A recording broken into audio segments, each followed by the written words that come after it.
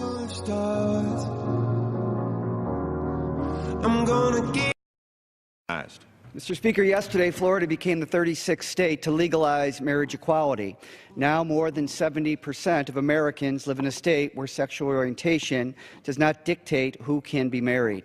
Our nation was founded on basic principles of freedom and equality, and no law should discriminate against individuals on the basis of who they are. We have come a long way since 2004, when Massachusetts became a pioneering state in the fight for marriage equality. But the fight is not over. I am a proud original co-sponsor of the Respect for Marriage Act, introduced in the House yesterday. This legislation will allow same-sex couples to receive equal and fair treatment under federal law, regardless of their state's marriage laws.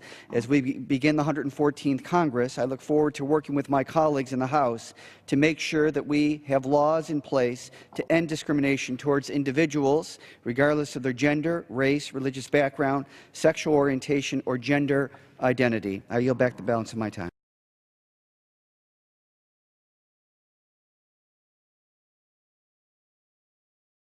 What inspired you to become a judge?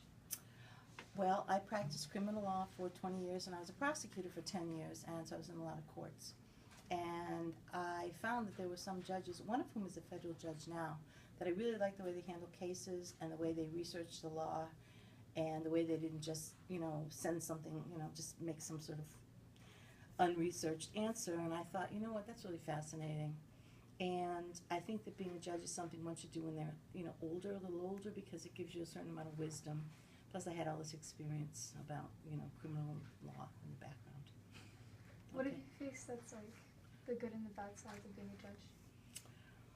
Oh boy. Well, the good side is that there are people that you can actually help. We were talking about youthful offender, and what that is someone under 21 who commits a serious crime, and I have the discretion, if I want to, instead of sentencing them to the state prison. We were just talking, the lawyers were just talking about their client, and technically he could have gone to prison for life, but because of his age and because of some other things, Judge Bloom, my predecessor, put him into this program to try to get him rehabilitated, which may or may not have worked, but I've had other kids that I've put in there, and I see that they do real well, and they come and thank me, so that's very rewarding. And also, sometimes you have victims, well, a lot of times, and you can explain to them, like, how they can be made whole. You can help them maybe to get over something, by listening to them in court. So that's rewarding.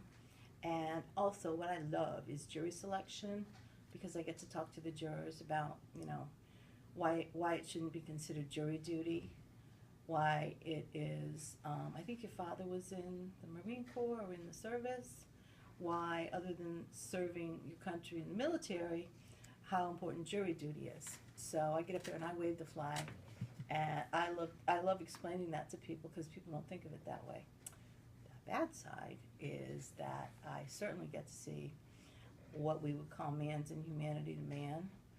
Some of the cases I've seen have been shown exceptional cruelty. There's cases involving children. There's cases, violent crimes against people, and those things are really, awful.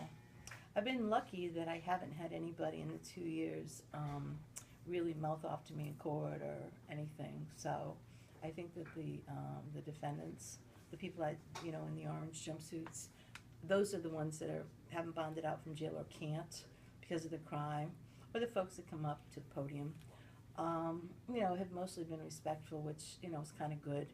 It's just, the things that people do, sometimes you look at them and you go, really? I mean, how would you do that? That's kind of the bad part. Do you mind explaining the process of legalizing gay marriage in Florida? The process is that, okay, in order for something to be, first of all, it was against the law, right? And the law, I'm trying to figure out how to explain this. The law may not be constitutional. So you have to have two people that want to get married and be denied their marriage license. Then they have a cause of action. The cause of action goes through the courts. When they're denied a marriage license by the clerk, they can go to an appellate court, and the appellate court will say no, and then they can go to a Supreme Court, the Florida Supreme Court. That would be a process. I'm not quite sure how the process worked here because it has not been declared unconstitutional, I don't believe, in all of Florida, but in Dade County, it is allowed. It's allowed to do it because the Attorney General did not appeal a ruling that was made by, I don't know, another court. So this didn't go the way it would normally go, which is through the courts determining its constitutionality. And the constitutionality hinges on equal protection. And equal protection means that there is no rational basis for treating one group of people differently than another group of people. In other words, heterosexual couples can be married. Why can't same-sex couples be married? So they make the argument like, oh, marriage is for having children. Well, that means that someone who, for some reason, can't have children, maybe they're too old or whatever, couldn't get married. So that argument goes. And so, you know, it has certain unconstitutional aspects to it, which, you know, I read an opinion from the Supreme Court of Massachusetts that laid out every single equal protection argument. And you know, that's why it is considered to be, well, it is unconstitutional, and that's why Judge Zabel ruled the way she did. It make sense?